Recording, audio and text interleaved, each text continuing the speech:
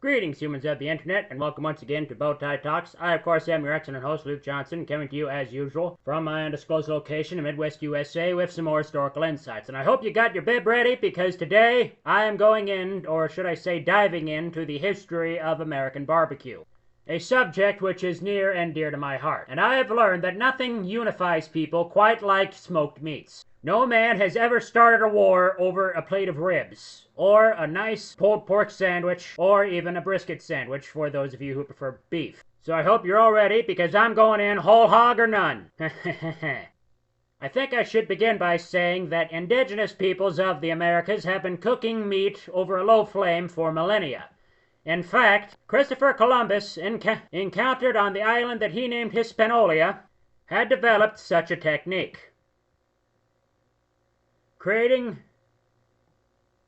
using green wood to keep the food and wood from burning. And the Spanish referred to this style of cooking as barbacoa. And as the Spanish explorers who followed Columbus turned their expeditions north, they brought the cooking technique with them. And in 1540, close to modern-day Tupelo, Mississippi, members of the Chickasaw tribe, in the presence of explorer Hernando de Soto, cooked a feast of pork over the barbacoa, and eventually this technique made its way to the colonies, going as far north as Virginia.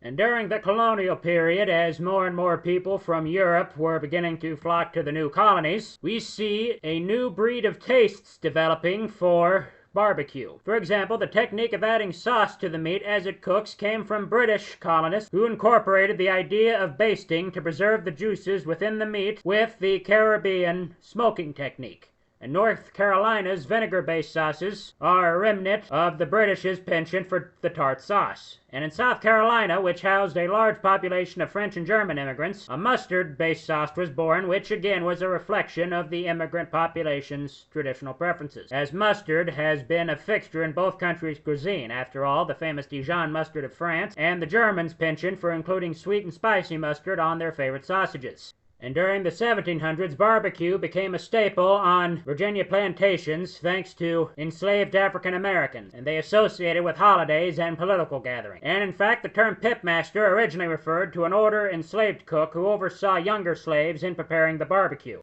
And on the subject of Germany, this brings me to a very important part, and I think lesser known part, of U.S. history. I'm sure many of you know the Spanish and Mexican influence on Texas, but how many of you know about the German influence on Texas? Because, believe it or not, when German immigrants first came to this country, one of the places they settled was the American Southwest. German immigrants to the land had the land to cultivate cattle. And so it wasn't long before Texans were applying Carolina techniques of barbecue to a different sort of animal. And that, of course, is the cow. And so we began to see staples like brisket be smoked and brought to the table. And this now brings us to one of the most barbecue-centric cities of all the Americas, and that, of course, is Memphis, Tennessee. Kansas City we'll get to a bit later, but anyway, now for Memphis. Memphis-style barbecue, much like the neighboring state of Tennessee, North Carolina, focuses heavily on pork, with ribs being the primary barbecue meat and pulled pork a close second. Much like its namesake in Egypt, Memphis, Tennessee is a port city which sits on a river. In this case, the Mississippi. And because it is a port city, residents could easily obtain supplies like molasses and hardwood, which were brought in by steamships, which also provided the region's sweet barbecue taste.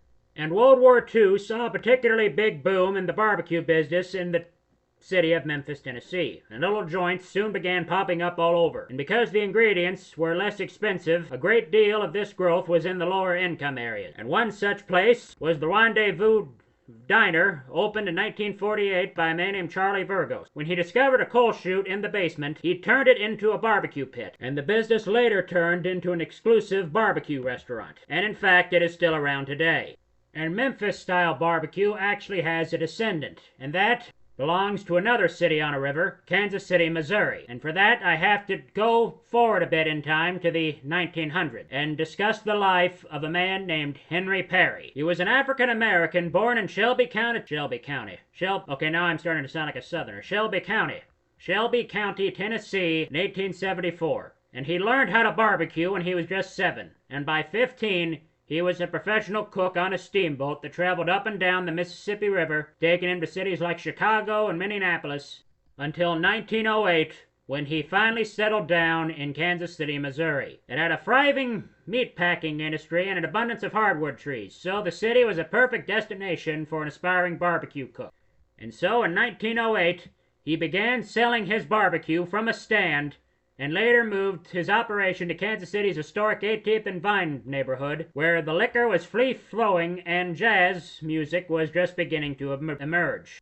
And Henry Perry is also responsible for what I would call the versatility of Kansas City-style barbecue. Pork is king in North Carolina, Tennessee, and the folks in Texas prefer a nice brisket. However, anything goes in Kansas City barbecue, be it cattle, poultry, pork, and sometimes even fish. And this is thanks in a very large part to Henry Perry, because his restaurant menus included the traditional beef and pork, but also mutton and, believe it or not, opossum, roadkill, and groundhog, all available with his sauce, which was described as harsh and peppery rather than sweet. Perry would ultimately suffer a stroke in 1931 that left him with paralysis on his left side, and in 1940, after a month in the hospital, he died of pneumonia. He passed his business to one of his employees, Charlie Bryant, who had came to Kansas City from Milam County, Texas in the 1930s. And not long after that, Charlie's younger brother, Arthur Bryant, came up for a visit and stayed. Charlie Bryant kept the business exactly as his boss had done it. However, when his younger brother, Charlie, took hold of the reins, he began tinkering with Perry's harsh, peppery sauce and made it sweeter. Arthur would finally take business of the place in 1946 and renamed the building after himself. And Arthur Bryant's still exists to this day. And counted among its fans was none other than Harry S. Truman. However, it became a hot spot for politicians. Arthur Bryant's has also served Jimmy Carter, Ronald Reagan, and countless other celebrities. And it should be noted that Kansas City barbecue applies not just to the meat itself, but also to the side dishes, like french fries and coleslaw, as well as baked beans. But anyway, back to the history. Naturally, when the big barbecue boom, as I like to call it, started off, many people wanted to cash in on this new fad. Well, fad's not really the right word for it, but you know what I mean. And one of the earliest was in 1934, and that is Rosedale Barbecue, which coincidentally is not on the Missouri side of Kansas City, it is on the Kansas side. And it initially began as a hot dog joint. It all started on July 4th, 1934, when a man named Anthony Reich, along with his wife Alda and his brother-in-law Tony Spielman, began a hot dog and beer stand they called the Bucket Shop, where you could get a half-gallon bucket of beer for just a quarter. And alcohol had just been made legal again the previous year, and they believed they could make a few pennies selling beer. However, it wasn't the hot dogs that the customers were craving. People wanted barbecue. On the way home, they might smell a man named Fatty Sharp smoking meats a half-mile down the road, and Fatty and his wife would dart arguing like it was a show, Reich would later recall. And so the following year,